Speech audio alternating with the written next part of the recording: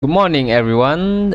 Today I will talk about the impact of recent mass protests in Indonesia on the stock market and the economy. So, at the end of August 2025, large-scale demonstrations took place across the country. These protests were triggered by dissatisfaction with government policies and social inequality. Very soon, the unrest influenced financial markets and created uncertainty among investors. Uh, what the impact of the stock market? The Jakarta Composite Index fell sharply, dropping more than 3% during trading. On one particular day, the market lost nearly 200 trillion in value. This shows how quickly investors confidence can weaken during political and social instability.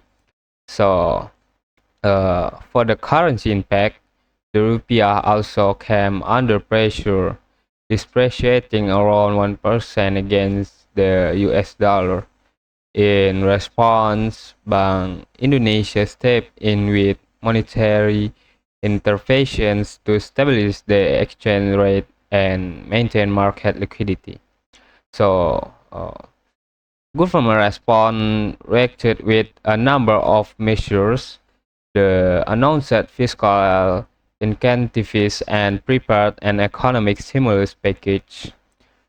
Social report programs were also introduced, such as free meals for students and mothers. In addition, incentives were offered to encourage investment in housing and labor-intensive industries. Uh, economic outlook, officials emphasized that Indonesia's economic fundamentals remain strong. In fact, GDP growth in the second quarter of 2025 reached 5.1%, the fastest pace in 2 years. However, analysts stressed that restoring investor confidence will be crucial for long-term stability and growth.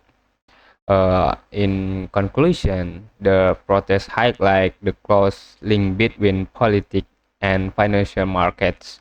Uh, while short-term volatility is inevitable, the key to recovery lies in maintaining confidence and ensuring stability. All right, guys, I got five new business vocabularies from this news. For the first one, asset, and next, liability, equity, liquidity, and volatility.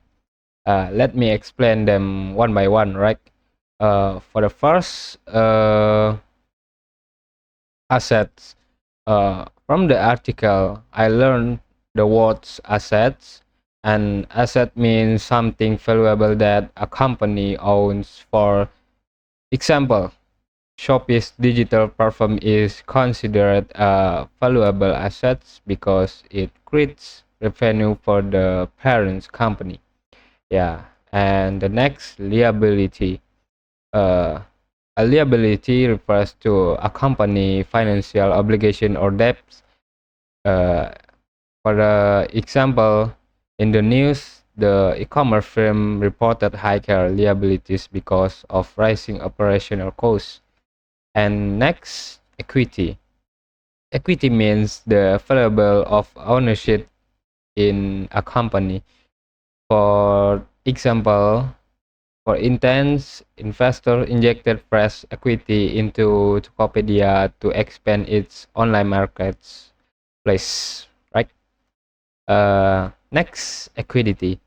The fourth word is liquidity. Liquidity describes how easily a company can turn asset into cash. For example, Bukalapak increased its liquidity by selling non-core business. And next, volatility. Yeah, volatility refers to rapid and unpredictable change, especially in stock prices. For example, After the protest, stock market volatility increased and also affected e-commerce shares.